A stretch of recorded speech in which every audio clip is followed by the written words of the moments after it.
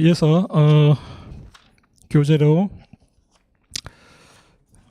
396페이지. 자, 채권의 일반적인 추상적 유형이라 그래서 이제 특정물 채권, 종류 채권, 뭐 금전 채권 쭉 선택 채권까지 이제 나오고 있는데요. 사례로 가장 이 파트에서 가장 많이 나오는 것은 특정물 채권이나 종류물 채권에서 목적물이 멸실 훼손됐을 때에 그 법률 관계가 어떻게 되느냐가 사례 영역에서는 탑 문제고, 그 다음 유형에서 나오는 것들은 금전 채권인 경우에는 지연 손해금을 어떻게 계산할 거냐. 그게 이제 가장 메인 이슈입니다. 그와 관련해서 소송촉진법, 소촉법이라고 하는 15%의 이제 가산금리가 적용되는데, 이 소촉법 문제를 어떻게 다룰 거냐. 소촉법 문제가 여러분 같이 이렇게 간단한 문제가 아니에요. 이게 기록형 같은 거하고 얽히면 상당히 여러분들이 고전할 수가 있는 파트인데, 그건 제가 말씀을 드리겠고, 그리고 선택 채권과 관련해서는 사례형으로 선택형 문제로 많이 나오고 있습니다. 이자 채권은 결국은 이자 제한을 어떻게 할 거냐. 여기서 이자 제한법하고 대부업법에 그 법에 정해져 있죠. 몇 %까지만 받을 수 있고, 그 다음에 뭐 선이자는 어떻게 처리하고 복리는 어떻게 처리하고, 법률 규정의 문제인데, 이자 채권에 관해서 시험에 나온 적은 한 번도 없어요. 그러니까 결국은 이제 특정물 채권과 종류 채권에서의 목적물 멸실 훼손에 관한 문제가 어떠한 흐름을 타면서 가느냐를 먼저 알아두고, 그 다음에 지연손해금을 어떻게 계산할 거냐, 특히 소촉법의 문제를 어떻게 우리가 능숙하게 다뤄볼 거냐. 선택 채권인 경우에는 객관식에 나오고 있는데, 선택 채권이 문제를 안 풀어보면 의외로 굉장히 어려워요. 그래가지고 이 교재를 보시면은 2015년도 그 모의고사 선택형 문제 427페이지에 2015년 8월 모의고사 선택형 문제를 제가 실어놨어요. 이 문제 하나 풀어보면서 그 법조문에 관한 문제를 계속 반복을 하면 굉장히 좋은 사례예요, 이 사례가. 그래서 간단히 좀 끝낼 수가 있습니다. 그렇지 않으면 상당히 틀리기가 쉬운 문제다. 자, 특정물 채권인 경우에 396페이지를 한번 볼까요? 어드바이스 374조가 중요하다. 그 다음에 462조의 해석을 둘러싼 견해 대립이 있는데, 이거는 목적물의 멸실 훼손에 어떤 법적 책임을 지느냐, 그런 문제하고 연결이 되어 있다. 판례가 없는 상황이기 때문에 변시에서 복잡하게 출제될 가능성은 없다.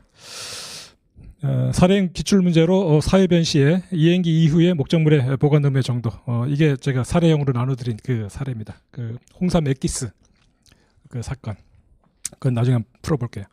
자, 특정물 채권과 관련해서 보게 되면 373조 법조문 확인하시고요. 그 다음에 특정물 채권이 뭐냐, 특정 채권과의 구별해서 그 교재에 나와 있고, 자, 374조의 조문이 가장 중요한 조문입니다. 로마자 3번에 보시면 특정물의 인도가 채권의 목적인 때에는 채무자는 그 물건을 인도할 때까지 선량한 관리자의 주의로 보존해야 된다. 이렇게 나와 있고요.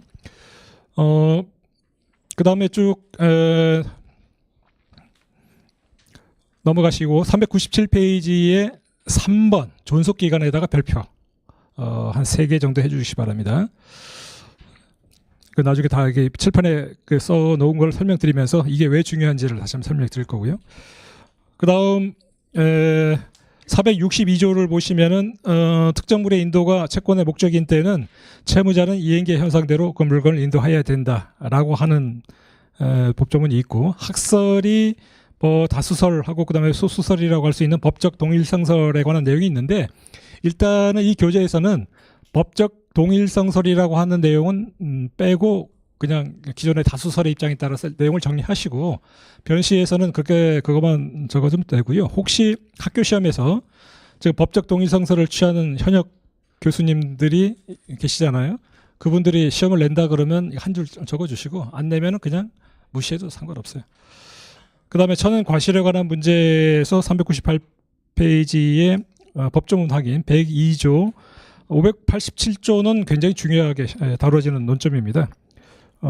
페이지 수로는 499페이지, 500페이지 이렇게 적어 놓으시기 바랍니다. 398조 8페이지에 587조. 객관식에서 많이 나오는 문제고. 그 다음에 인도 장소와 관련된 399쪽의 467조는 이거는 그냥 입에서 자연스럽게 흘러나와야 돼요. 이 문제는 민법에서도 중요하고, 그 다음에 그 민사소송법에서 재판적을 정할 때 특별재판적 해가지고 채권의 의무 이행지와 관련해서 이 467조가 많이 활용이 됩니다. 본 게임은 399페이지 로마자 5번 멸실훼손에 따른 법률관계 이거를 이제 설명하기 위한 그 앞에는 이걸 설명하기 위한 내용들이고 기존의 다수설에 따른 설명 위주로 보시면 되겠고요. 마찬가지로 400페이지 나항으로 소개되어 있는 법적 동일성설은 그냥 안 보고 넘어가도 아무런 상관이 없습니다. 401페이지에 나와 있는 채권자가 물을 수 있는 책임의 내용과 관련해서 부수적 의무설하고 기본적 급부 의무설은 한번 받을 필요가 있고, 자 칠판을 한번 보시기 바랍니다. 특정물 채권하고 종류 채권의 메인 이슈는 그 목적물이 멸실훼손됐을 때 어떻게 다룰 거냐가 메인 이슈입니다. 이거는 우리가 금방 살펴본 그 법조문뿐만 아니라 우리 채권 강론에서 배우는 반대급부의 위험, 그 다음에 채권총론에서 이행불능편에 보게 되면 대상청구권이라고 하는 내용이 나오는데 그걸 경합의 문제, 여러 가지 논점을 같이 끼고 들어가는 것들입니다. 그래서 사례로 많이 나오고 있고 이번에 총괄 정리를 해드린 겁니다. 칠판을 세 등분해가지고 내용을 정리해 드렸는데요. 첫 번째, 특정물 시권과 관련해서 그 목적물이 이제 멸실훼손됐을 때 1번. 자, 여기서 다루고자 하는 것은 멸실훼손이 이행기 전에 이미 발생을 했다. 이걸 전제로 해서 하는 것입니다. 자, 특정물인 경우에 매도인의 책임은 크게 보게 되면 374조에 따라서 자, 자기 물건을 팔았는데 자기 물건에 대해서는 원래 민법에서 자기 물건에 대해서는 보관 의무라는 게 없어요. 그래서 자기 물건을 깨부시든 던지든 뭐 아무 상관이 없습니다. 법적으로 뭐 책임질 일도 없고 민사상으로 무슨 뭐 책임을 질 일도 없죠. 형법적으로도 그렇고. 그런데 매매 계약이 체결되면 다른 사람에게 넘겨야 되니까 자기 물건임에도 불구하고 보관 의무를 부과하고 있다는 점이 374조의 특징이에요. 그래서 선량한 관리자의 주의 의무로 보관하고 있어라. 그 다음에 인도 의무가 462조예요. 그러니까 특정물이라고 하는 것은 처음 계약할 당시에 이미 목적물이 특정되어 있기 때문에 그 물건을 상대방에게 넘겨준다라는 개념이죠. 매도인은 두 가지 의무를 지고 있는 거예요. 그러니까 보관하고 있다가 넘겨주기만 하면 되는데 이 462조 아까 특정물 채권인 경우에는 이행기의 현상대로 인도하여야 된다라고 하는 조문과 관련해서 이 462조의 기존의 그 통설은 뭐라고 하냐면 이행기의 현상대로, 그러니까 멸실훼손 왜 상관없이 그냥 이행기에 남아있는 형태대로 넘겨주기만 하면 인도 의무는 다 한 것이다. 이렇게 설명을 해버립니다. 그러니까 두 가지 의무가 있다. 보관 의무와 인도 의무가 있다. 근데 인도 의무가 아무런 역할을 못해. 그냥 부서지면 부서진 대로, 소위 말해서 스크래치 나면 스크래치 난 대로 넘겨주면 되는 거야. 그러다 보니까 그러면 그에 따라서 뭔가 멸실훼손이 됐을 때 그러면 그 책임은 어떻게 됩니까? 이거는 이 374조의 보관 의무를 제대로 지켰음에도 불구하고 뭐 그런 멸실훼손이 발생했느냐 그렇지 않느냐 이 374조를 둘러싸고 논쟁이 이제 벌어진다는 거예요. 인도 의무는 너무 그냥 약하게 그냥 해석을 해버리니까 현상대로 인도만 하면 책임이 면한다고 해버리니까 이거는 사실 역할을 못 하게 돼요. 그러면 멸실훼손이 발생하게 되면 이제 물건의 위험 부담이라고 하는 용어가 이제 아주 기본적인 용어입니다. 물건의 위험. 그 다음에 우리가 그 채권 강론을 해서 반대급부의 위험. 이거는 뭐냐? 물건의 위험이라고 하는 것, 혹은 급부의 위험. 동일한 말인데요. 이거는 이 특정물인 경우에 한정시켜서 만약에 얘기를 한다면 그 특정물 채권의 대상이 되는 목적물이 멸실훼손되거나 어떤 현상의 변화가 있었을 때 그에 따른 위험. 뭘 누가 부담하느냐에 관한 문제고 이걸 쉽게 달리 좀 표현하게 되면 매도인에게 새로운 물건을 재차 조달할 의무가 있느냐에 관해서 이렇게 바꿔서 물어보면 그런 문제예요. 그래서 특정물인 경우에는 물건의 위험 부담이 매수인에게 처음부터 다 넘어가 버리게 됩니다. 넘어가 버리기 때문에 매도인이 새로운 물건을 조달해 가지고 다시 매수인에게 넘겨줄 의무가 없어요. 물건의 위험 부담은 매수인이 있습니다. 그러니까 이거는 매수인 입장에서 멸실훼손이 있어요. 다시 새로운 물건을 갖다 달라. 못한다는 거야. 안 받겠다. 그러면 수령지시에 빠지게 되는. 무조건 받아야 돼. 받고 나서 그 다음에 책임은 374조의 보관 의무를 제대로 했는지 가지고 따져봐라 라고 하는 것이에요. 그래서 이 특정물 채권인 경우에 핵심은 이게 되는 거죠. 이 인도 의무가 별 역할을 못하다 보니까 이렇게 가가지고 다시 조달해 줄 의무는 없다. 다시 달라고 할 수는 없다. 그래서 매수인 측에서 유일하게 할 수 있는 것은 멸실 훼손이 이 보관 의무 위반으로 발생한 것이냐를 따져가지고 가라는 것이죠. 자, 그러면 두 가지 경우가 있을 겁니다. 374조를 위반하지 않았다. 그럼에도 불구하고 그 특정물에 어떤 변화가 생겼다. 그렇게 되면 이거는 그냥 현상대로 인도만 하면 되죠. 현상대로 인도만 하면 되고 그게 멸실 훼손이 되게 되면 그냥 더 이상 이제 매도인은 할 게 없어요. 그냥 예를 들어서 도자기를 조선시대 백자 항아리를 넘겨주기로 했는데 그 약속한 날 그 전에 이미 깨져버렸어. 없어. 어떤 도둑이 들어와가지고 뒤지다가 그걸 깨트려 버렸어요.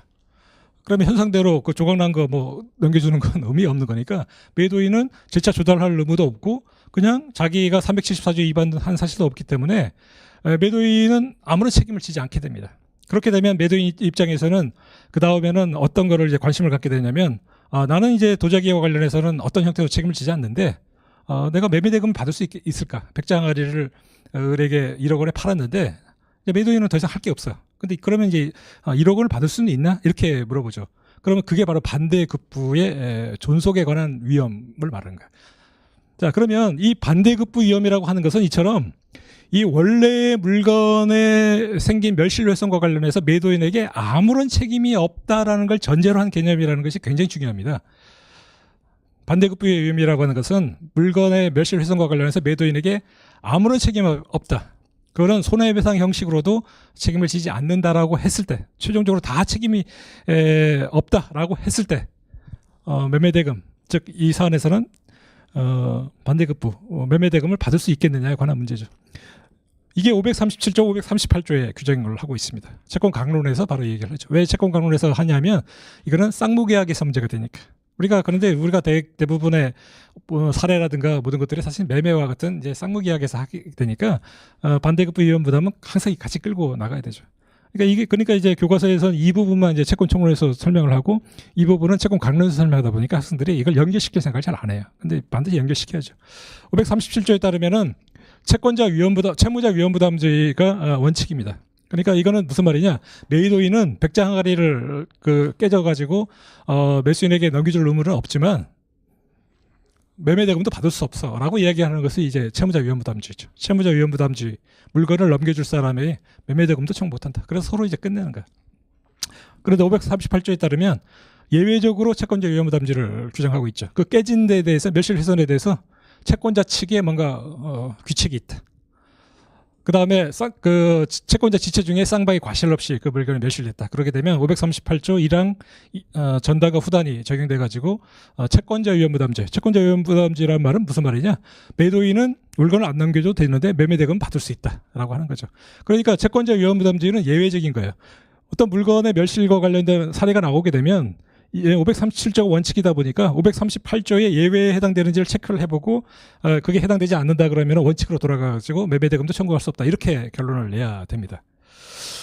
자, 이게 큰 흐름이에요. 자, 여기서 이제 강조할 것은 반대급부 위험 부담으로 넘어가기 위해서는 그 전제로서 매도인에게 물건 멸실 훼손과 관련해서 최종적으로 아무런 책임을 물을 수 없다라는 걸 전제로 한 개념이다라는 걸 다시 한번 강조를 드릴게요. 자, 여기서 이 대상 청구권이라는 문제가 여기서 연결이 돼요. 자, 채무자 위험 부담주의가 적용될 때 대상 청구권의 경합의 문제는 이럴 때 발생을 해요. 이럴 때. 자, 대상 청구권의 경합의 징표는 매도인 즉 그 물건의 위험 부담, 그 물건의 멸실과 관련해서 아무런 책임을 지지 않는 매도인이 그와 관련해서 대상물을 받았을 때, 대상물을 취득하는 상황이 발생했을 때 이제 경합의 문제가 들어가게 됩니다. 대상물의 대표적인 게 보험금 청구를 할 수 있게 됐다. 그 백자 항아리에다가 보험을 들어놨어. 그래서 그 멸실돼서 가지고 보험회사로부터 보험금을 받을 수가 되겠다. 그럴 때 이게 징표예요. 대상 청구권에 경합될 수 있는 징표는 그 목적물의 멸실훼손과 관련해서 매도인에게 대상물, 대위물, 그에 상응한 등가물을 말하는 거거든요. 그것이 이제 발생했다. 대표적으로 보험금 청구 같은 게 생겼다라는 것이 생기면 우리가 설명을 했던 이 채무자 위험 부담주의와 이것이 경합하게 됩니다. 자, 이 경합한다는 말을 실질적으로 이해해 보면, 자, 채무자 위험 부담주의라고 하는 것은 다시 한번 원칙으로 갈게요. 자, 537조가 적용된다. 자, 매도인과 매수인이 서로 원래는 백장항아리를 넘겨주고 돈 1억 원을 받기로 했는데 그 물건이 깨져가지고 매도인의 아무런 귀책 사유가 없다. 그러면 매도인도 돈 1억 원을 받을 수가 없어. 그러면 그들 사이의 매매 계약은 아무것도 없는 상황이 되죠. 없는 상황이 되기 때문에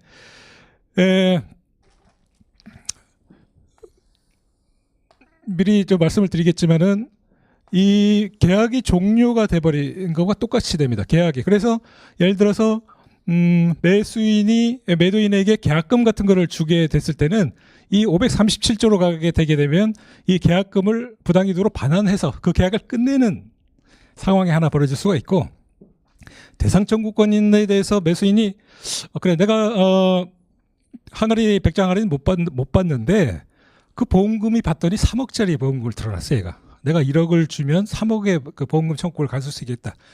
그래서 이제 대상 청구권이라고 하는 걸 선택하게 되면 계약이 살아나는 게 돼요. 그래서 이거를 대상 청구권이라는 측면에서 보게 되면 일단 개념적인 지표는 멸실 훼손과 관련해서 그 대상물이라는 게 발생해야 되는데 대표적으로 내는 게 보험금이에요. 그러면 이 대상 청구권은 매수인이 갖고 있는 옵션이라는 걸 여러분 잘 이해를 해야 돼요. 매수인이 갖고 있는 옵션이에요.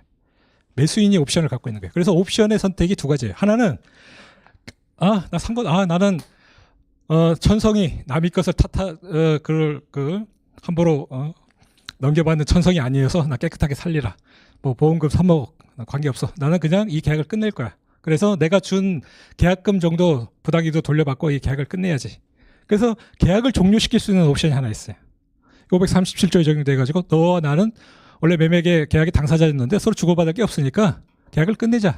대신에 내가 너한테 준 계약금은 나한테 돌려줘야지. 그래서 부당이득 반환이라고 하는 옵션을 선택해가지고 계약을 끝내는 옵션이 하나 있고, 하나 나는 욕심이 많아.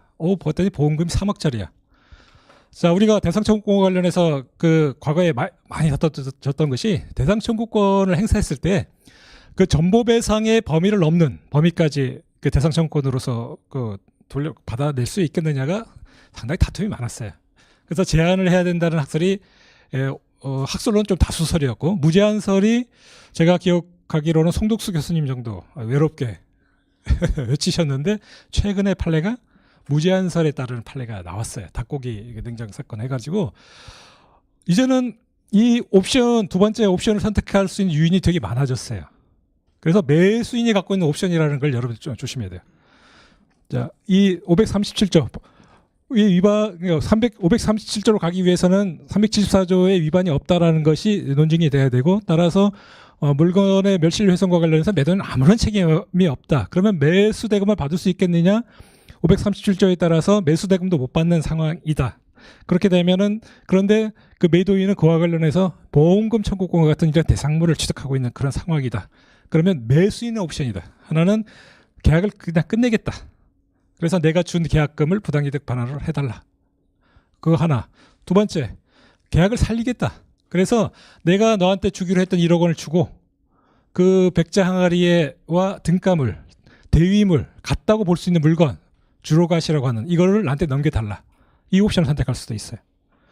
그렇게 되면 매수인은 약정한 1억 원을 매도인에게 주고, 매도인으로 하여금 너 그 보험금 청구권에 대해서 나한테 지명채권 양도의 통지를 하라 라는 의사를 구할 수가 있습니다. 양도 통지하고 대항 요건을 갖추라고 하는 그런 식의 요구를 할 수 있게 되죠. 그래서 이 대상 청구권과 관련해서 그러니까 이제 계약의 유효라고 하는 이 옵션을 선택하게 되면 매도인과 매수인 간에는 서로 주고받는 것이, 원래 약속했던 급부를 매수인이 주고 매도인으로부터는 이 대상 청구권을 자기가 넘겨받는 이런 식의 계약 관계가 성립을 하죠. 그래서 대상 청구권에 관한 범위와 관련해서 무제한설이 나옴으로써 이 옵션을 선택할 수 있는 유인이 되게 강해진 거예요. 아시겠어요? 538조로 갈 때, 다시 말해서 채권자 위험부담주의로 갈 때, 자, 매도인은 물건의 멸실과 관련해서 아무 책임이 없는데 매도인은 매수인에 대해서 1억 원을 달라고 할 수 있을 때, 이럴 때는 그 매수인 측에서 대상 청구권 옵션 행사할 수 없습니다. 538조인 경우에는. 이걸 조심해야 돼요. 538조는 매수인 입장에서는 물건을 못 받지만 돈을 내줘야 되는 그런 의무가 있는 상황이거든요. 그런 상황에서 야, 내가 옵션 행사할게. 그럼 그 보험금 청구권 나한테 넘겨 이렇게 못 하는 거야. 그건 아무것도 그 매수인 입장에서는 아무것도 못 받은 상황이 되더라도 돈을 줘야 되는 상황이거든요. 그래서 대상 청구권이 경합되는 상황은 537조인 경우에만 문제가 돼요. 537조만 문제되고 그건 매수인의 옵션이다. 다시 한번 말씀드리면 매수인의 옵션이고 대상 청구권을 행사하게 되면 무제한설에 따라서 차익이 크게 날 수가 있어요. 시세 차익이. 자, 이때 하나 문제가 되는 거예요. 이때. 그 물건의 멸실과 관련해서는 대상 청구권의 문제는 항상 나오는데 학생들이 이 대상 청구권을 알긴 알아요. 이행 불능편에서 배우거든. 이행 불능편에서 대상 청구권을 같이 설명을 하죠. 이행 불능에 따른 법적 효과, 전보 배상, 계약 해제, 그다음에 대상 청구권 행사. 대상 청구권은 다만 규책 사유 없이도 발생할 수 있는 거다라고 해서 막 외우는데 막상 케이스를 내면 대상 청구권을 놓치는 경우가 되게 많아. 이건 사실은 이행 불능편에서 설명을 해서는 안 되고 물론 여기서 설명되지만 오히려 537조에서 이렇게 설명을 해서 같이 끌어오는 게 맞아요. 자, 두 번째 374조 위반의 경우가 있을 수 있습니다. 이제 매도인이 백장아리를 깨뜨렸는데 그게 그놈이 잘못이야. 이렇게 닦다가 이렇게 떨어뜨렸어. 그러면 이제 374조 위반이 있거든요. 그러면 매도인은 이행 불능 책임을 지게 됩니다.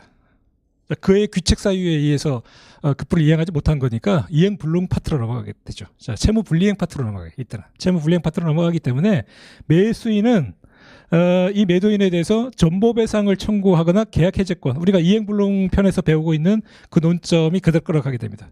백장아리를 매도인이 장난치다가 깨트렸어. 그래서 이행을 못해. 그래 매수인은 그러면 매도인이 규책 사유에 의해서 이행 불능이 발생했으니까 채무 불이행 책임을 물을 수 있겠구나. 채무 불이행은 계약 해제를 하거나 전보 배상을 청구하거나 두 가지죠. 이 경우에도 대상 청구권이 경합하는 문제가 발생할 수 있는데 이 경합의 문제는 이 전보 배상을 청구할 때, 즉 매수인이 매도인 상대로 해서 너 전보 배상해라. 나는 너에 대해서 원래 약정한 1억 원을 줄게. 이럴 때 생겨요. 이럴 때.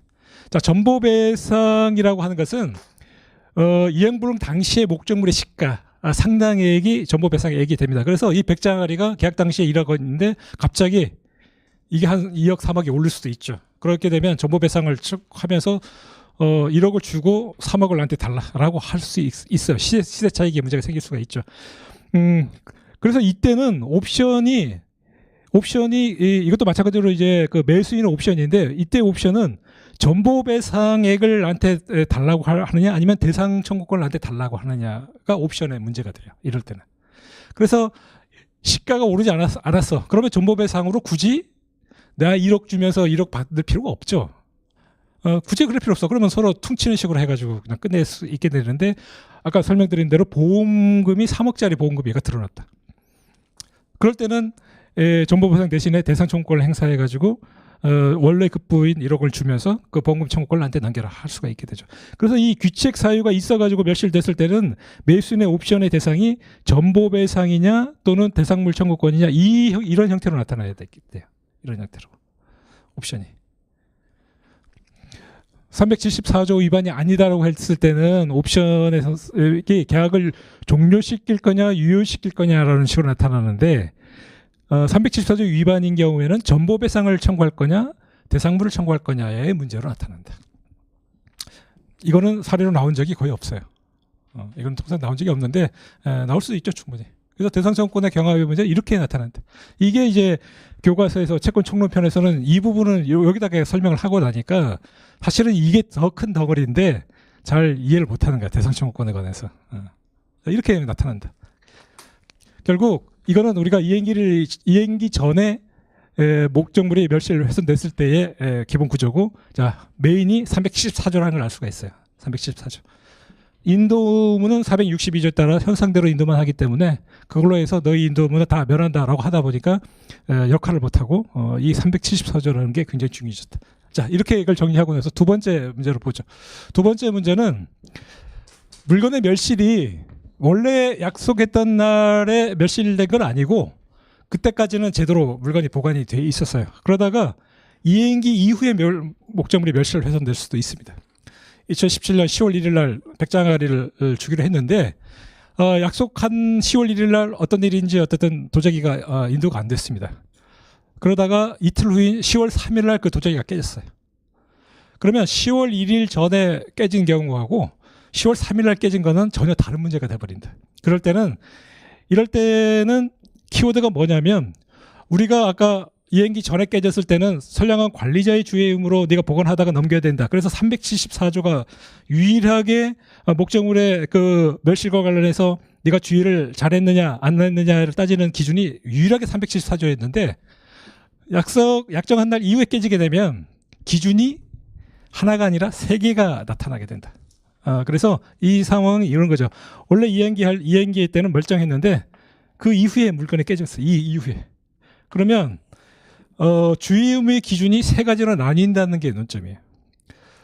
이것은 어떻게 왜 이렇게 나오냐면, 원래 약정한 날 이행하지 못한 그 상황이 법률적으로 평가가 3가지로 나뉘기 때문에 그렇습니다. 하나가 이행 지체. 매도인이 약속한 날 이행을 하지 않아가지고 이행 지체에 빠졌다가 그 다음에 깨졌다. 그러면 물건의 보관 의무가 훨씬 강화돼요. 392조가 돼서 천재지변에 의해서 깨졌다라는 걸 주장 못하면 사실상의 무과실 책임을 지게 돼. 매도인이. 392조가 그거예요. 374조보다 훨씬 무거운 보관 의무를 지게 되고요.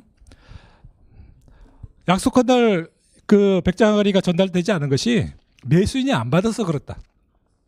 즉 수령 지체다, 채권자 지체다라고 하게 되면 목적물의 보관 의무가 확 떨어집니다. 401조에 따라서 고의 중과실에 의해서 멸실되지 않는 한 그 물건 멸실에 따른 책임을 지지 않는다. 그래서 경과실은 더 이상 규칙으로 평가되지 않습니다.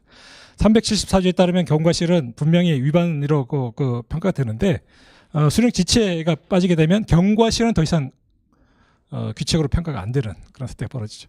그래서 이행기 이후의 멸실이 374조 그대로 유지되는 경우라고 하는 것은 이행 지체도 아니고 수령 지체도 아닌 경우에 한해서만 374조가 그대로 유지가 된다. 대표적으로 돈하고 그 물건의 그 지급이 서로 동시행 관계가 있다.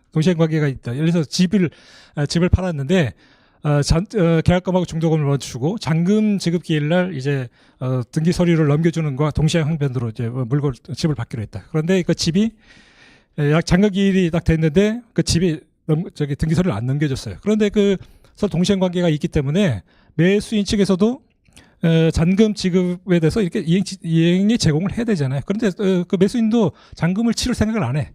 매도인도 집을 등기소를 넘길 생각을 안 해. 잔금 기일이 됐는데. 그래서 며칠 후에 집이 불타 없어져 버렸다. 그렇게 되면 그건 이행 지체도 아니고 수령 지체도 아닌 그런 상황이 벌어지죠. 그럴 때는 이제 374조로 가게 된다. 그러다 보니까 이때의 문제는 이행기 이후에 이행이 원래 약정한 날에 이행이 안 된 것이 법적으로 이행 지체냐 수령 지체냐 그것도 아니냐를 평가하는 문제로 바뀌게 돼 버립니다. 그래서 어느 한쪽이 확정이 되면 확정된 이 기준에 따라서 이 문제를 이제 풀어나가게 되는 거예요. 그래서 이 374조라고 하는 이것이 공란으로 남게 되는 것입니다. 374조가 끼어 넣을 수도 있고 392조가 끼어 넣을 수도 있고 401조가 들어갈 수가 있죠. 그러니까 이 기준 카드를 이제 갈아 끼우는 문제가 발생해요. 갈아 끼우는데 그거는 이행기 날 이행되지 않은 것이 채권자가 안 받았기 때문이냐 아니면 채무자가 제대로 이행을 안 했기 때문이냐 저도 아니다. 그래서 이행지체라고 평가하게 되면 이 374조 대신에 392조라는 카드가 들어가기 때문에 원칙적으로 반대급부 위험 부담으로 넘어가지 않은 상황이 벌어지죠. 그래서 보통 이쪽 상황으로 흘러가기가 쉽습니다. 그래서 이행 불능 파트로 가서 이렇게 흘러가기가 쉽고, 이 수령지체다, 401조다. 그래서 경과실은 더 이상 규칙으로 평가되지 않는다. 그렇게 되면 이 374조 카드가 401조 카드로 이제 끼워다 보니까 주의무 위반 정도가 이제 굉장히 낮아져서 이쪽으로 가기가 굉장히 쉽죠. 이쪽으로 가기 쉬워가지고 이제 이 대상 청구와 경험의 문제를 물어보기가 굉장히 쉬워지죠. 374조는 똑같고 이렇게 바뀌어요. 문제가 바뀌어. 그래서 그 강조하는 포인트가 이럴 때는 이 포인트로 바뀌게 되는 거예요. 이게 사례의 이제 그 핵심 논점이 되는 것이죠. 자, 그 다음에 이거는 이제 1번, 2번은 원래부터 특정물 채권인 경우를 전제로 해서 보는 것들인데, 자, 이 정도 끊고 교재를 한번 보죠. 397페이지에 아까 3번의 존속 기간, 이것이 중요하다. 별표 3개 해달라고 해라. 이렇게 말씀을 드렸잖아요. 자, 교재를 보시면은 존속 기간 1번을 보시면 특정물 채무자가 선관주의로 목적물을 보존해야 될 기간은 물건을 인도할 때까지이다. 실제로 인도할 때까지를 말하는 것이다. 실제로 인도된 때가 이행기 이후라고 한다게 되면 이 374조가 존속하는 경우라고 하는 것은 그 이행 지연이 이행 지체나 수령 지체 그 어느 경우에도 해당되지 않는 경우에 한정된다. 밑에 보충을 보시면 이행 지연이 채무자의 이행 지체로 발생했다. 그렇게 되면 392조가 들어가기 때문에 목적물의 보관 의무가 사실상 무제한 책임식으로 굉장히 강화돼서 현재 채무자가 이행기에 이행했어더라도 손해를 외면할 수 없을 것이다 라는 걸 입증하지 못하는 한 이거는 다 규칙 사유로 이제 평가가 되죠. 그런데 이행 지연이 채권자의 수령 지체로 인한 경우에는 401조가 적용이 돼서 401조를 보시면 채권자 지체 중에는 채무자는 고의 또는 중대한 과실이 없으면 불이행으로 인한 모든 책임이 없다. 보관 의무의 정도가 경과실은 귀책이 아닌 게 된다. 그래서 이게 중요한 거예요. 원래 약정한 날 이후에 물건의 멸실이 발생하게 되면 이때는 374조냐 392조냐 401조냐를 가는 문제를 이제 평가를 해야 되기 때문에 이행지체냐 수령지체냐를 평가하는 문제를 바뀌어버리고 일단 평가가 나오게 되면은 이 주의 의무라고 하는 이 기준이 이제 이 간판을 이제 다른 걸로 이제 끼우는 그런 문제를 바뀐다는 거예요. 그래서 이제 중요한 거예요. 자, 그러면 이제 종류 채권인 경우에는 어떻게 되느냐? 402페이지를 보시면 종류 채권과 특정물 채권은 사실은 같이 봐야 돼요. 이 종류 채권과 관련해서 종류 채권이라고 하는 것은 원래 계약 당시에 종류와 수량만 이제 정한 것이죠. 영주 사과 10kg짜리 30상자, 제주 중문 감귤 10kg짜리 30상자 이런 식으로. 그러다 보니까 종류 채권인 경우에는 지금 약정을 할 때 채무자인 매도인이 매수인에게 넘겨줄 물건이 특정되질 않아요. 그냥 관념적으로만 제주도 중문에 10kg짜리 귤 30상자라고 하는 것만 남아있죠. 그러면 그 물건을 특정하는 문제가 발생하죠. 이 30상자를 보내야 되니까 자, 귤 창고에 수백 상자가 쌓여 있습니다. 그러면 거기서 30상자를 이제 골라내는 문제가 발생하죠. 그래서 특정이라는 문제가 이제 발생을 하게 되는데 이 특정이 왜 중요하냐? 자, 7, 8 보시면 이 종류 채권의 목적물이 멸실 훼손될 경우는 이 우리가 금방 설명드린 그 특정물과 관련해서 다른 점이 하나 있는데 이거는 목적물 특정이라고 하는 개념이 있다는 거야. 특정물 채권인 경우에는 목적물 자체가 처음부터 이 물건이다라고 돼 있기 때문에 아까 말씀드린 대로 물건의 위험 부담은 처음부터 매수인이 지기 때문에 조달 의무가 없다. 매도인은 이런 논의를 할 수 있었지만 종류 채권인 경우에는 계약 체결 당시에는 종류와 수량만 정해져 있기 때문에 특정이 아직 안 된 거죠. 특정이 중요한 점은 뭐냐면 특정 전에 물건의 멸실 훼손이 발생하게 되면 이거는 물건의 위험을 매도인이 지기 때문에 자, 다시 한번요. 종류 채권에서 목적물의 멸실이 특정 전에 발생을 하게 되면 그 물건의 위험은 매도인이 부담합니다. 이 말은 무슨 말이냐? 다시 조달을 해서 이 거래계에 그 물건이 남아있는 한 네가 너의 그 매도인의 규책 여부에 관계없이 다시 똑같은 물건을 찾아가지고 갖다 줄 의무가 발생해. 이거를 물건의 위험을 부담을 매도인이 진다 이렇게 하는 것이죠. 특정물인 경우에는 처음부터 이 물건이다라고 하기 때문에 물건의 위험 부담은 처음부터 매수인이 지게 됩니다. 그래서 조달 의무가 없어요. 매도인은. 그 물건이 깨지면 깨진 대로 인도해주고 그에 따른 책임은 보존 의무, 보관 의무 이거를 제대로 했느냐 이거에 따른 책임만 지면 되는 것인데 이 종류물 채권인 경우에는 특정 전에 만약에 아까 설명드린 대로 중문 감귤 30상자 내가 그 창고에 지금 한 1000상자 데워놨는데 그게 다 불타버렸다. 특정이 되기 전에는 그 동네에 있는 데다가 가서 알아보고 30상자 찾아서 또 줘야 돼. 그 멸실에 대해서 그 화재에 대해서 내가 아무런 그 규칙이 없다라고 주장해도 그건 쓸데없는 주장이에요. 그래서 이 특정의 문제가 발생한다. 그래서 종류물 채권인 경우에는 특정 전에는 물건의 위험을 매도인이 진다 이렇게 얘기를 하는 것이고, 이거는 무슨 말이냐? 조달 의무를 부담한다. 그 거래계에 그 물건이 남아 있는 한은 계속 조달해야 된다. 그 너의 규칙 사유 없이. 그러니까 그 매수인으로부터 돈을 받으려면, 매매 대금을 받으려면 조달해서 갖다 줘야 돼. 그런데 특정 이후에 물건이 멸실됐다 그러면 아까 설명드린 특정물과 똑같습니다.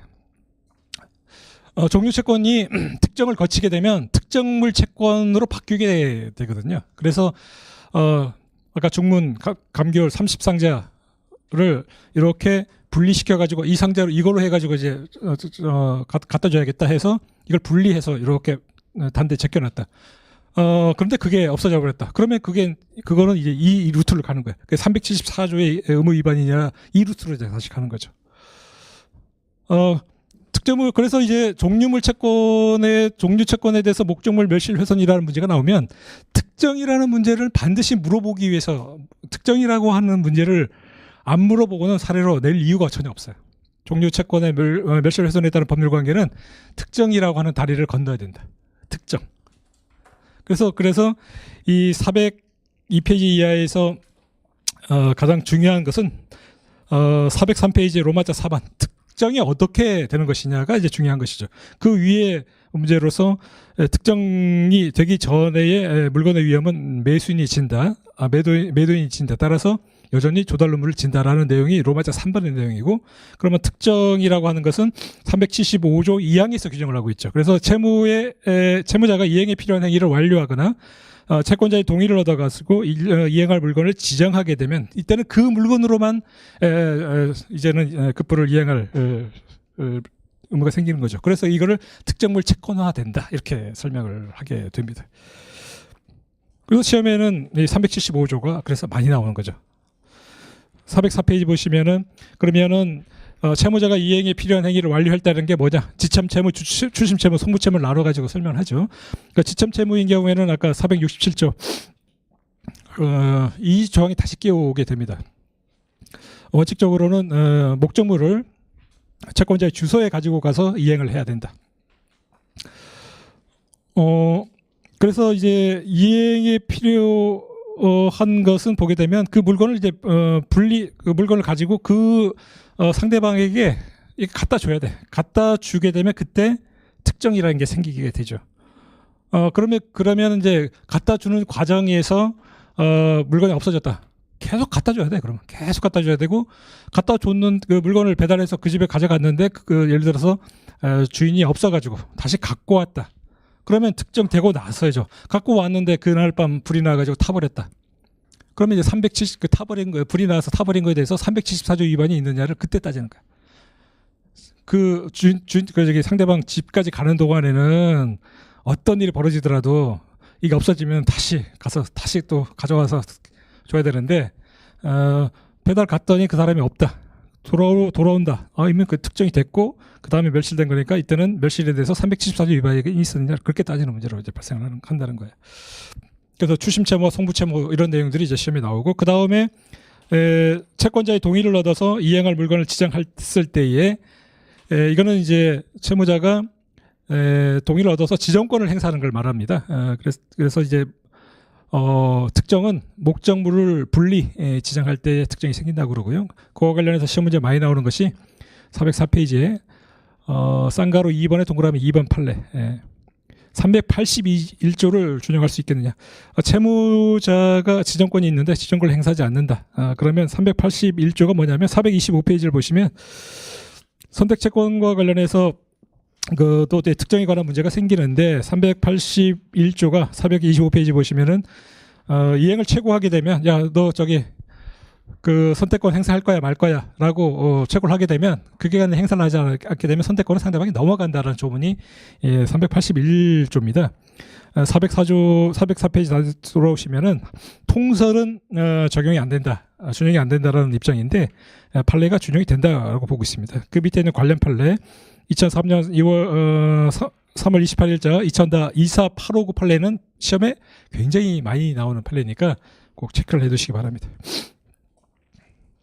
자, 405페이지의 특정의 효과를 보시면은, 자, 특정이 되면 이제 특정물 채권화 된다. 된다라고 이야기를 하는데 원래부터 특정물 채권인 경우하고 다른 점은 두 가지가 다릅니다.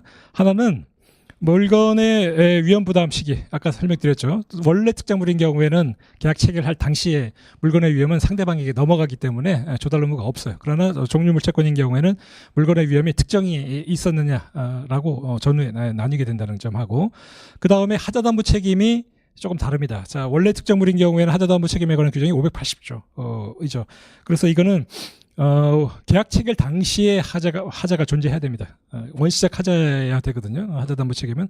그래서 계약 체결 당시에 하자가 존재해야 되는데, 종류물 채권인 경우에는 특정 시에 하자가 존재해야 된다. 581조. 이 581조가 독일 민법에는 없는 조문이에요. 그리고 그 하자담보 책임과 관련해서 특정물 채권인 경우에는 계약 해제권하고 손해배상 청구권이 있죠. 그런데 그 종류 채권인 경우에는 이 두 가지에다가 하나 하자 없는 물건의 인도 청구권이라고 하는 것이 별도로 또 인정이 됩니다. 581조 2항에 있죠. 그 다음에 이 특정의 효과가 돼서 물건의 위험을 그러면 특정이 돼서 상대방에게 넘어간다라고 할 때 채무자는 그러면은 내가 하자 없는 물건으로 넘겨줄게라고 하는 그 권리는 없겠느냐. 이게 변경권이라고 하는 문제가 생기는데 변경권이 인정이 됩니다. 그러니까 변경권이 인정할 그 실익이 있는 것은 그 물건의 멸실과 관련해서 채무자가, 즉 매도인의 규칙이 있다. 전보배상 책임을 물어야 된다. 그럴 바에는 내가 하자 없는 물건을 내가 인도해 줄게. 그러니까 그럴 때 나한테 돈을 줘. 이렇게 할 수 있는 권한이 있다는 것이죠. 부정할 이유는 없고, 다만 채권자가 반대 의사를 표시하거나 채권자에게 불이익이 있다라고 할 때는 이 변경권이 인정되지 않는다. 이것도 객관식에 많이 나오는 문제다. 그래서 이 종류 채권하고 특정물 채권은 이렇게 같이 정리를 해야 되고요. 사례를 한번 풀어보시면 이해가 좀 잘 될 겁니다. 사례 제공 8번 자료를 한번 보시기 바랍니다.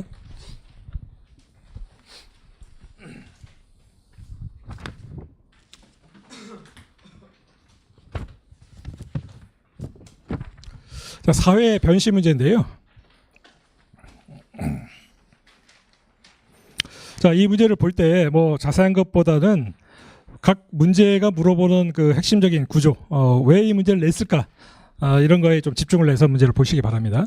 이 전체적인 문제는 뭐냐면 갑이라는 애가 홍삼 액기스, 홍삼 진액을 지금 살려고 합니다. 진액을 살려고 해서 그 친환경 농법에 따라서 만들어진 그걸 좀 살려고 좀 고민 중이에요. 그런데 그 을이라는 애가 경쟁업자인데 병을 소개해 줍니다. 그래서 나도 그 전에 병한테 사서 써봤는데 너무 좋더라. 꼬드겨. 그래가지고 이제 가압하고 병 사이에 그 진액 30상자를 상자당 50만 원에 매매 계약이 체결됐습니다. 언제가 이행기냐면은 2014년 12월 10일 오전 10시에 갑의 점포에 배달을 해주는 식으로 약정이 됐습니다. 그래서 이제 돈을 이제 30상자 50만 원씩 주기로 했던 것이죠. 중간쯤 보게 되면, 자, 병이 2014년 2월 10일 오전 10시 약속대로 배달 차량에다가 진액 30상자를 싣고 그 점포에다 배달을 갔습니다. 문이 잠겨져 있어가지고 인도를 못했다는 것이고요.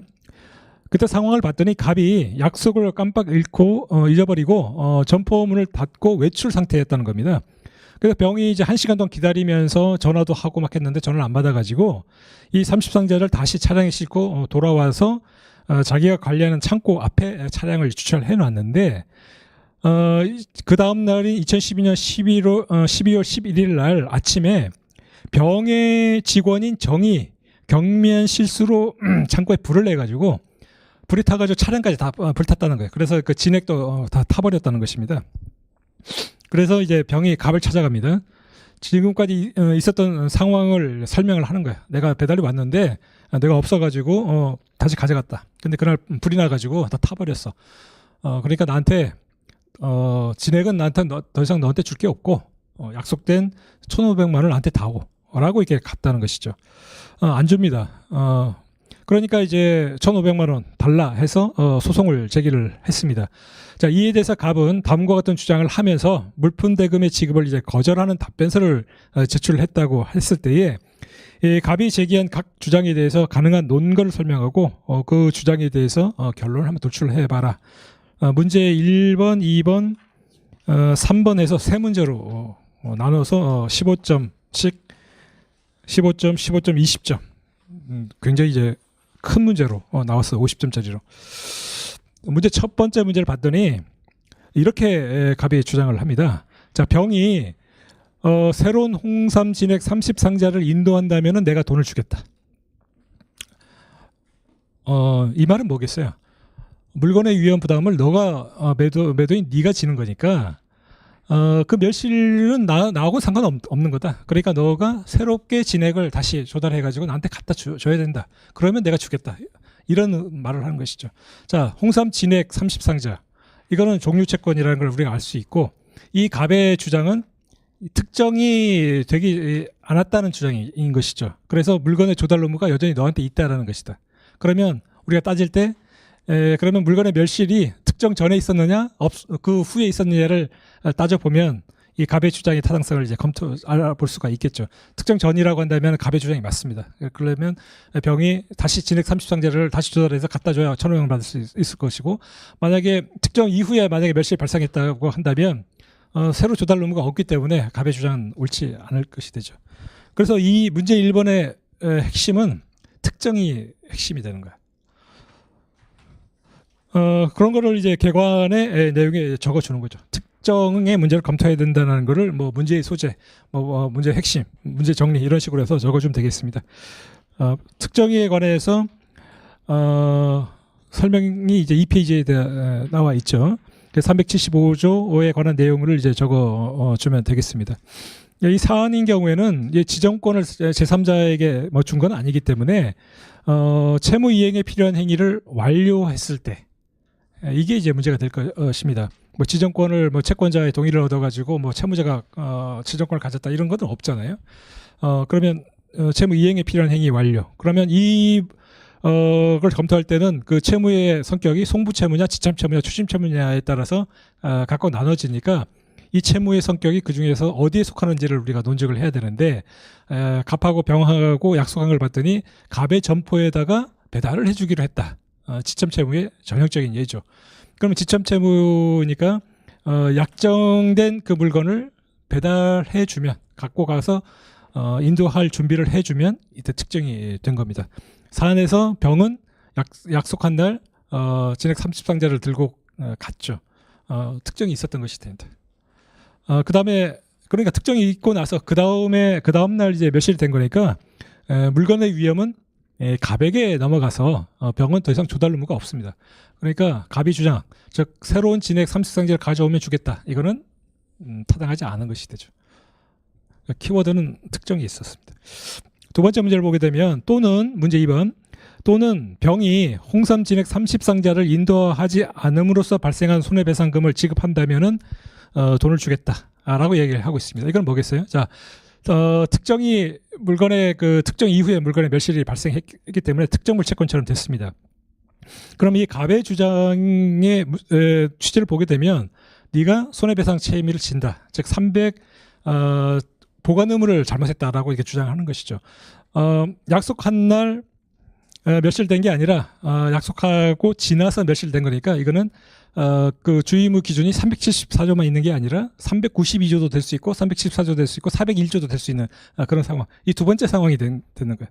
약속한 날 물건을 가져갔는데 없어가지고 다시 돌아와 갖고 와서 그날 불이 발생해서 없어진 거거든요.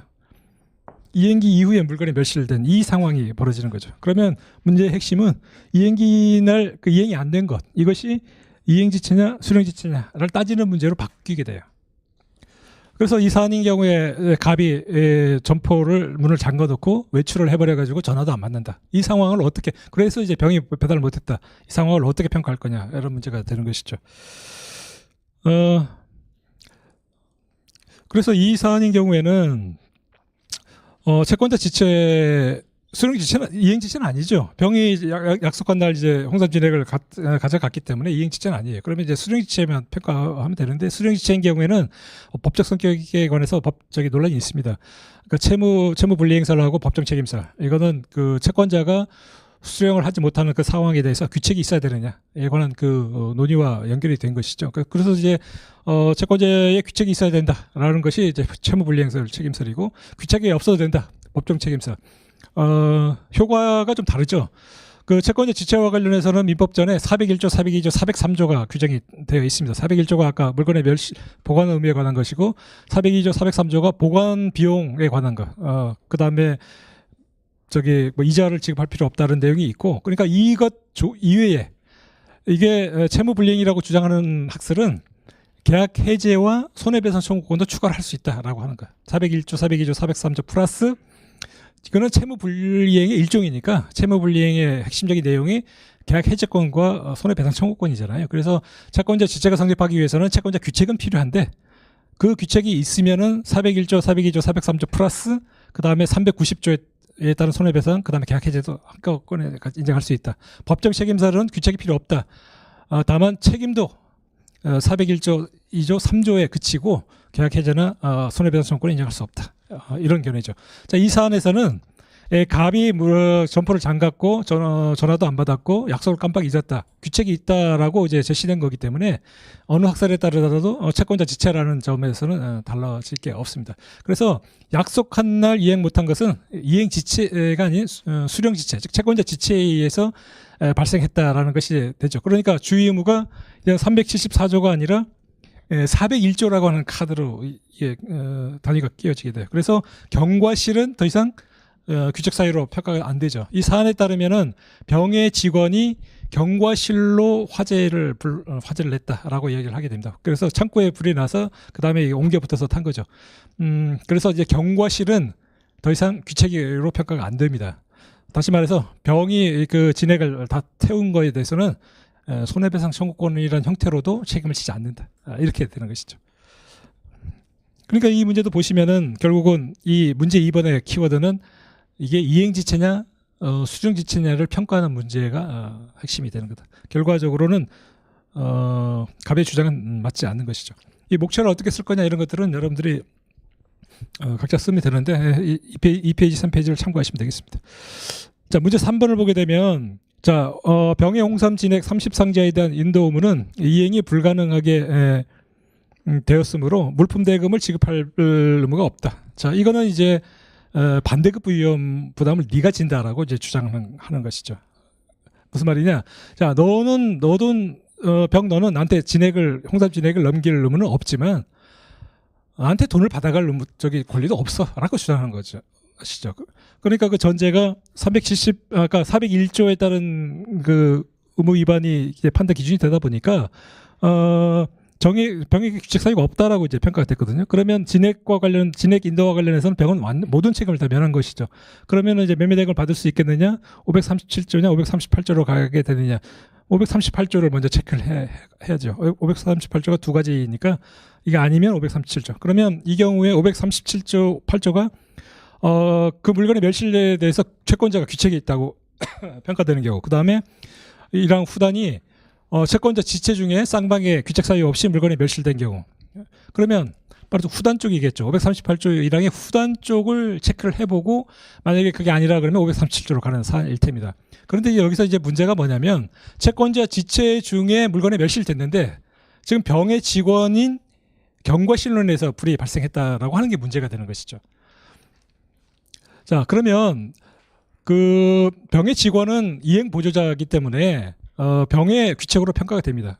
병의 직원의 규칙은 병의 규칙으로 평가가 되는데 이행 지체 중에 쌍방의 과실 없이 물건이 멸실된 것으로 보기에는 약간 의문스러운 점이 있죠. 왜냐? 경과실로 인해서 없어졌으니까.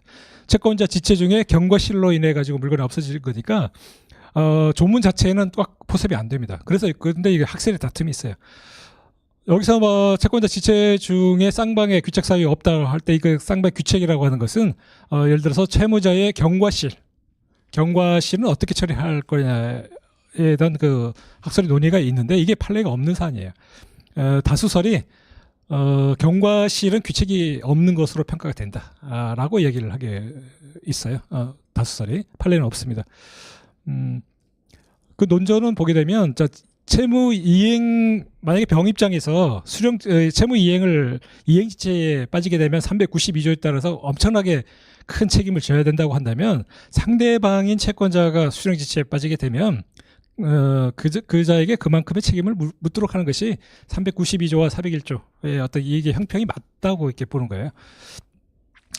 이 다수설에 따르면은 병의 경과실은 채권자 이행지체 중에 쌍방이 과실 없이 물건에 멸실된 경우에 포섭이 됩니다. 그러니까 결과적으로 병은 진액 30상자를 인도할 의무도 없고 손해배상할 의무도 없고 대신에 1,500만 원 받아낼 수가 있는 것이죠.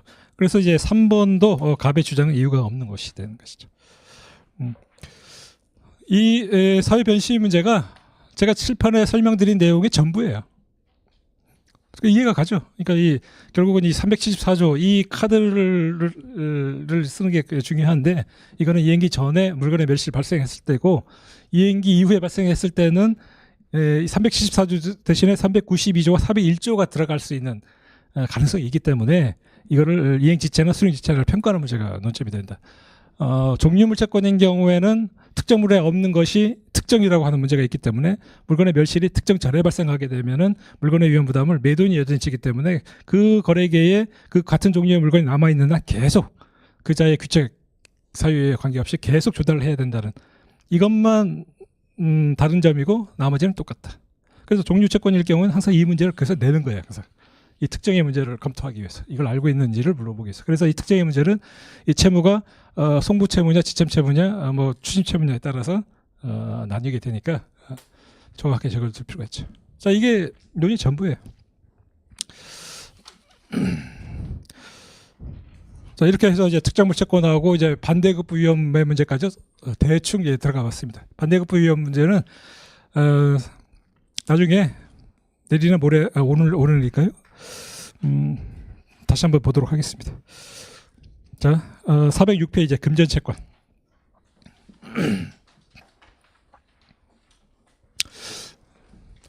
그러니까 이 대상 청구권 이거 매수인의 옵션이라는 거를 잘 봐두세요. 매수인의 옵션. 옵션이라는 개념이 참 좋은 것 같아. 옵션. 근데 옵션의 대상이 이렇게 좀 다르다. 그리고 경합의 문제는 374조 위반이 없고 537조로 갈 때만 항상 문제가 된다. 옵션 내용은 완전히 다르다. 이 문제는 나중에 한번 풀어볼 기회가 있을 겁니다. 기출문제로 해서. 자, 406페이지의 금전채권 어드바이스를 보시면은 금전채권의 가장 중요한 것은 지연손해금, 지연손해금, 즉 지연이자. 그것이 가장 메인입니다.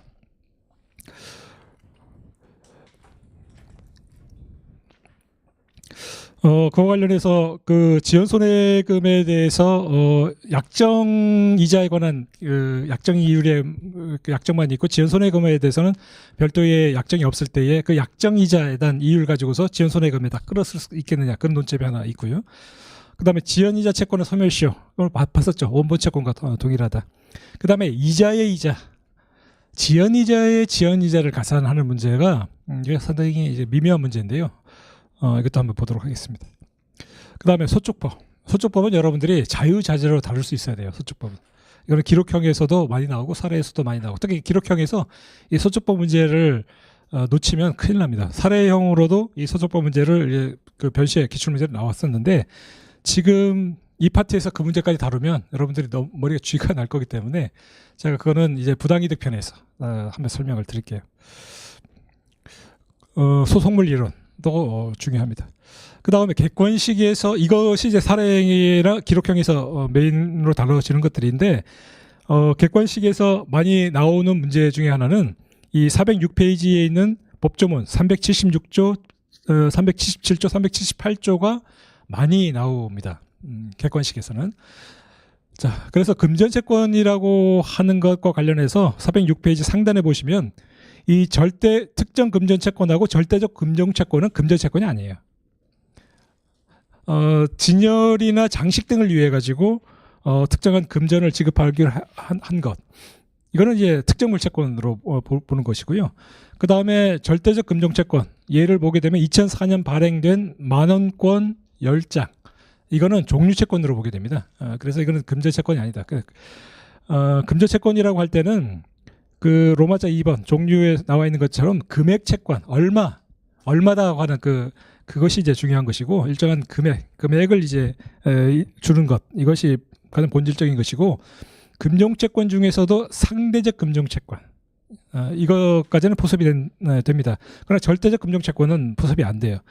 이 상대적 금종채권과 관련해서 376조는 이 채권의 목적이 어느 종류의 통화로 지급할 것인 경우에 그 통화가 변제기에 강제 통용력을 잃게 되면 다른 통화로 변제해야 된다라고 이야기를 하고 있습니다.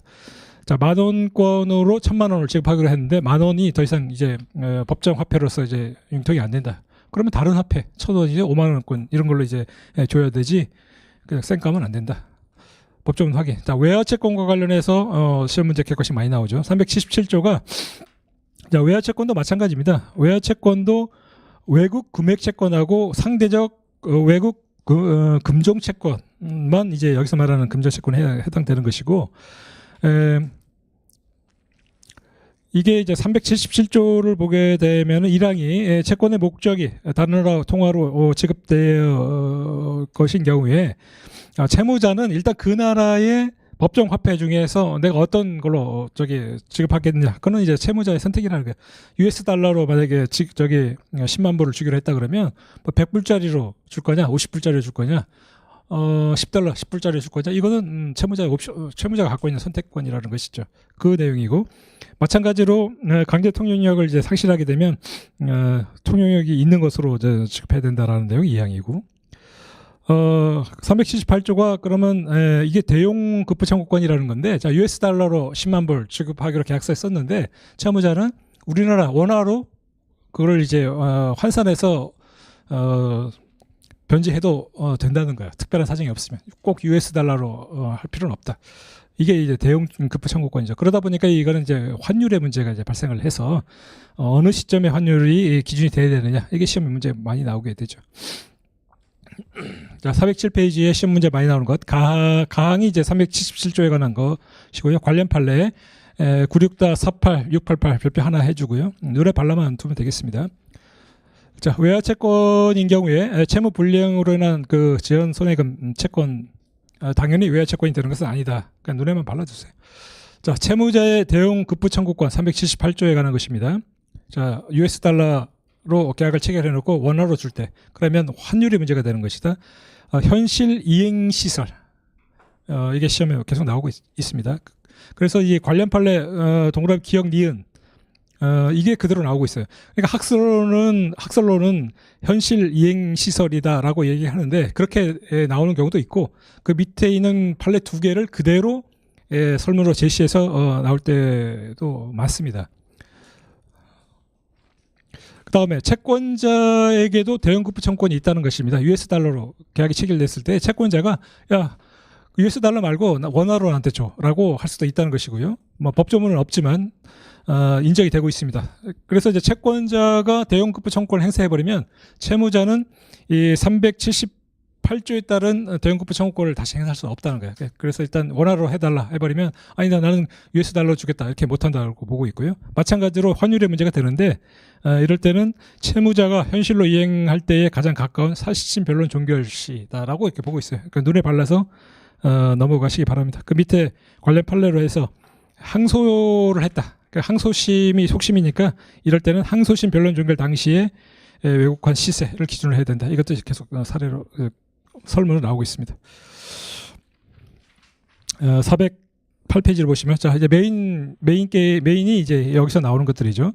자 이행지체와 관련해서는 397조 2항이 중요하죠. 자 금전 채권에 의한 채무불이행은 채권자는 손해의 증명을 요하지 않냐고 채무자는 과실 없음을 항변하지 못한다. 이거는 그냥 입에서 나와야 돼요. 이 정도는 손해의 증명을 요하지 않냐고 과실 없음을 항변하지 못한다. 원래 채무불이행의 경우에는 채무자의 그 귀책이 있어야 되는 건데 금전채무는 그런 게 없어요. 그래서 금전채권 같은 경우에는 약정한 날 지나서 그 다음 날부터 바로 이행지체 바로 빠지죠. 그래서 중도금을 지급하지 않았다. 그럼 그 다음 날부터 바로 이행지체가 빠져버리게 되는 문제가 생기죠. 중도금은 동시항변권이 없기 때문에 바로 발생한다. 자, 지연손해금은 어떻게 할 거냐에 대해서는 397조 1항에 나와 있습니다. 법정 이율에 의한다. 그 다음에 법령의 제한에 위반되지 않은 약정 이율이 있으면 그에 따른다. 이렇게 하고 있습니다. 그러면 이 지연손해금에 관해서도 당사자들이 이율을 정할 수 있다라는 것이죠. 그 가능성을 이제 보여준 것입니다.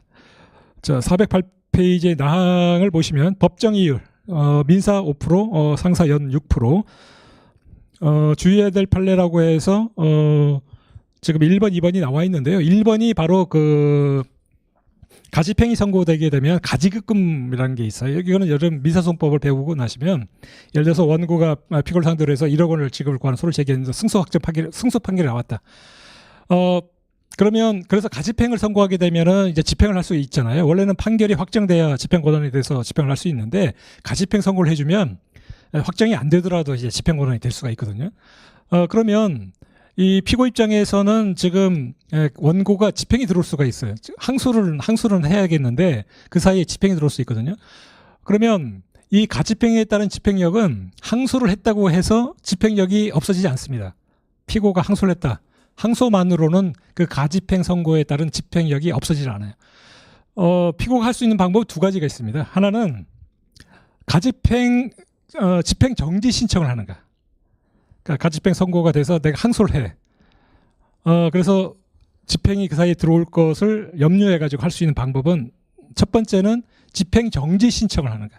집행 정지 신청을 해가지고 그 인용 판결을 받게 되면 이제 집행을 막을 수가 있죠. 그런데 그 집행 정지 신청을 했을 때의 문제점은 뭐냐면 돈을 거의 청구 인용액만큼 담보로 돈을 꼬라박아야 돼요. 집행 정지 신청을 해줄 때는 원칙적으로는 1억 원에 대해서 가집행 선고가 있다. 1억 원만큼 공탁을 해야 돼. 그리고 그 보험회사의 보험증권으로 안 해줍니다. 다 현금 공탁하라 그래. 현금 공탁. 그러니까 돈이 있으면 집행 정지를 해주는 게 좋습니다.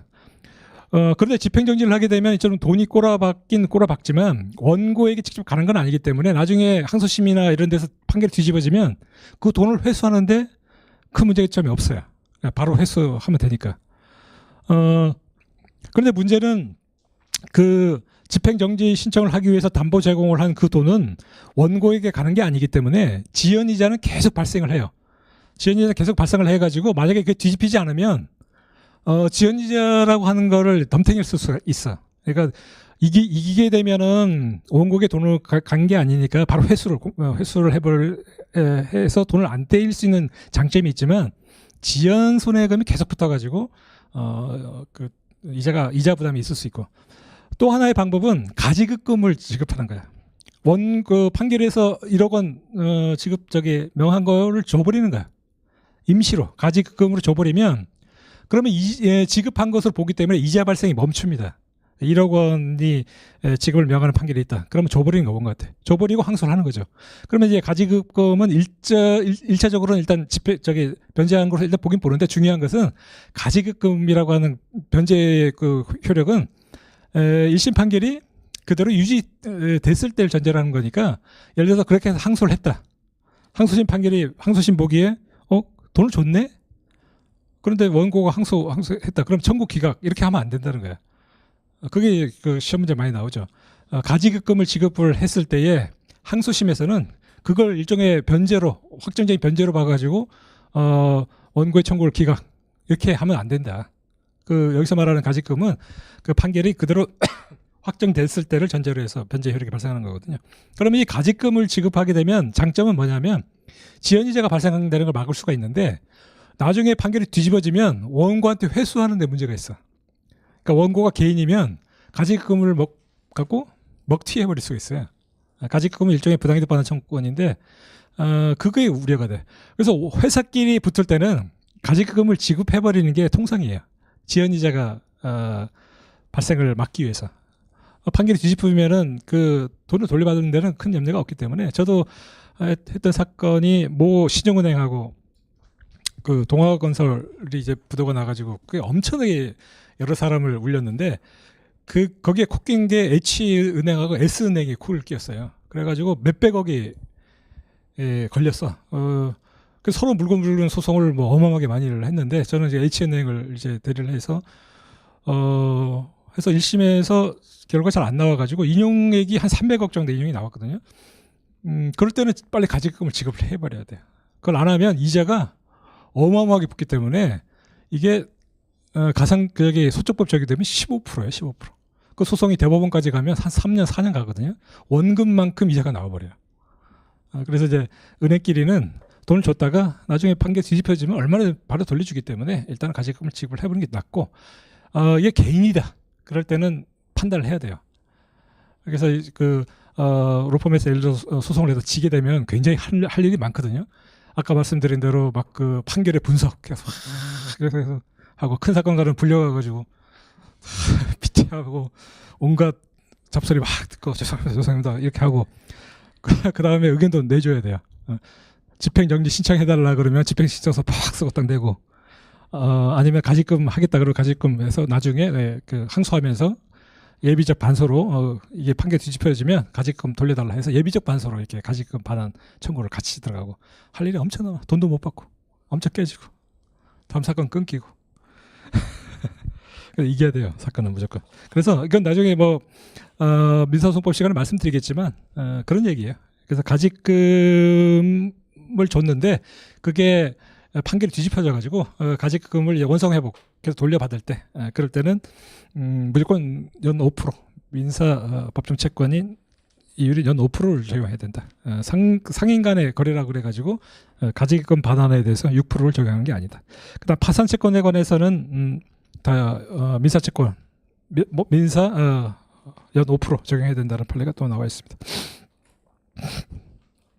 408페이지에 보시면 약정 이율에 의해서 지연 손해금을 묻는 것과 관련해서는 지연 손해금률 자체, 즉 지연 이자율 자체에 대해서 약정하는 건 얼마든지 가능할 겁니다. 당연하죠, 그거는. 그러면 그 약정대로 지연 손해금을 계산해야 될 텐데, 그럼 지연 손해금 계산이라고 하는 건 뻔하잖아요. 원금에다가 이율에다가 기간, 세 가지가 소송물이잖아요. 이자 채권은 항상 세 가지를 요소로 하죠. 원금, 원본, 그 다음에 이율, 그 다음에 기간. 그게 각각의 소송물을 이루고 그 처분권주의에 적용을 받게 되죠. 그래서 지연손해금에 관해서 약정일과 별도로 지연손해금에 대해서 약정한다면 그 약정대로 계산을 하면 되는데 통상적으로는 이 법정이율보다 높게 약정을 하게 됩니다. 그래서 이거는 손해배상액의 예정으로 봐가지고 감액할 수 있다. 이것이 설문으로 OX 문제로 많이 나오는 문제죠. 지연손해금에 대한 약정이 있으면 이거는 일종의 손해배상액의 예정으로서 감액의 대상이 될 수 있다. 이게 많이 나오는 문구고요.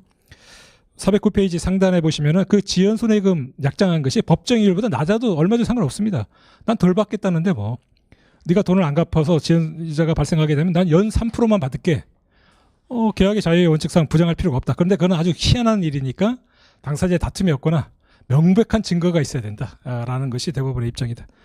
계약 해지와 관련해서 유사한 판례가 나와 있습니다. 2013년 4월 26일자 2011-50509. 그 다음에 문제가 되는 것이 그리고 그 지연 이자율에 관해서 지금 이자 제한법이 연 25%고 올 2월 8일부터는 24%로 다시 낮춰졌는데 연 30% 만약에 약정을 했다. 그러면 이자 제한법에 적용을 받잖아요. 그러면 이자 제한법에 적용을 받아가지고 그 초과하는 약속이 있었다. 어떻게 되느냐? 법정 이율로 다시 가느냐? 그건 아니라는 거예요. 그 관련법에서 정한 최고 이율로 감축이 된다 이렇게 보고 있습니다. 그 다음에 약정 이자에 대해서는 이제 이율이 약정이 있는데 지연 손해금에 대해서는 별도 약정을 하지 않게 되면 그 약정 이율을 끌어다 쓸 수 있다. 이건 아주 중요한 판례죠. 그런데 이와 관련해서 많이 다투어지는 논점이 그 두 번째 논점이죠. 근데 약정 이율이 법정 이율보다 낮다.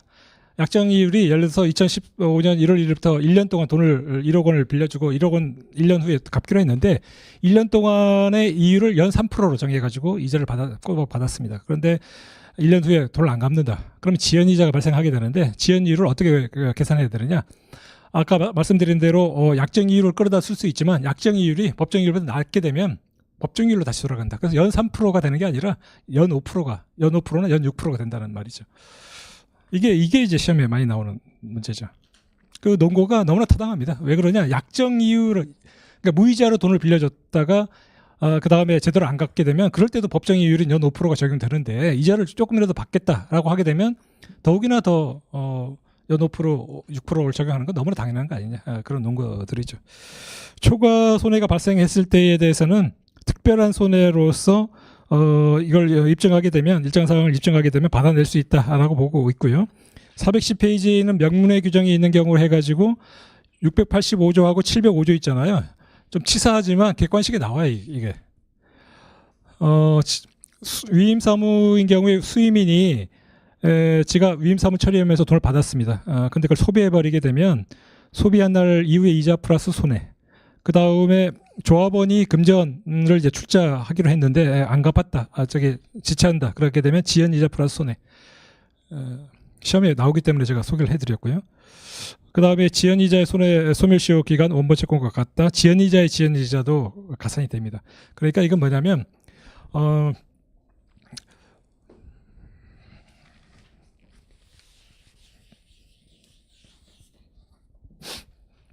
이걸 소촉법을 적용할 때에 관한 문제인데요. 일단은 이렇게 알아두세요.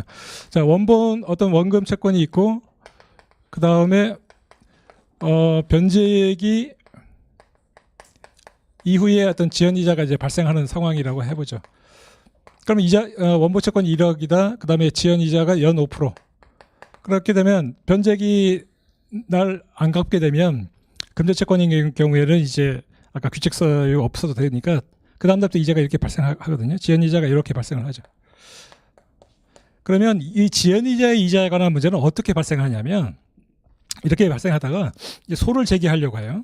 안 갚으니까 소를 제기하려고 할 때 이 소촉법을 적용하는 문제와 관련이 있습니다. 그렇게 되면 자, 원금이 1억 원이 있고 그다음 지연 손해금이 이렇게 발생하잖아요. 그러면 소를 제기할 때 내가 이게 소장을 이제 쓰는 시간하고 그 다음에 소장을 써가지고 중앙지법에다가 접수하는 시간 대충 이제 계산이 되죠. 사건 의뢰를 받아가지고 소장 하루면 쓰겠다. 그러면 내가 이거를 소장 접수하는 날이 대충 언제까지 있겠다. 2018년 한 2월 1일 정도면 내가 소장 접수할 수 있겠다. 그렇게 되면 그 무렵까지의 지연이자를 계산을 하는 거야. 변제액이 다음 날부터 내가 소장 접수할 걸로 예상되는 날까지 지연이자를 계산한 다음에 이 원금을 이 원본을 원금에다가 플러스 지연이자를 합한 금액을 원금으로 삼는 거예요. 그래서 이제 예를 들어서 1억 2천 지연이자가 한 2천 정도 발생할 걸 생각하면 원본이 1억이다. 그러면 이걸 합쳐가지고 1억 2천에다가 이걸 원금으로 삼는 거예요. 그래서 피고는 원고에게 금 1억 2천 및 이 사건 소장 부분 송달일 다음 날부터 다음 날까지 연 15% 비율에 의한 돈을 지급하라는 식으로 소장을 쓴다는 거야. 그렇게 되면 이자의 이자가 적용되는 사례가 발생을 하죠. 이자의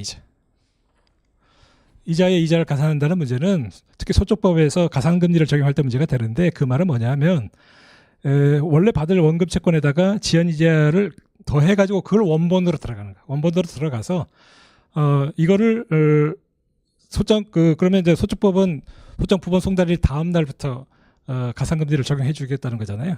그래서 피고는 원고에게 금 1억 2천 및 이 사건 소장 부분 송달 다음 날부터 다음 날까지 연 15% 비율에 의한 돈을 지급하라 라고 써도 괜찮다고 하는 얘기야.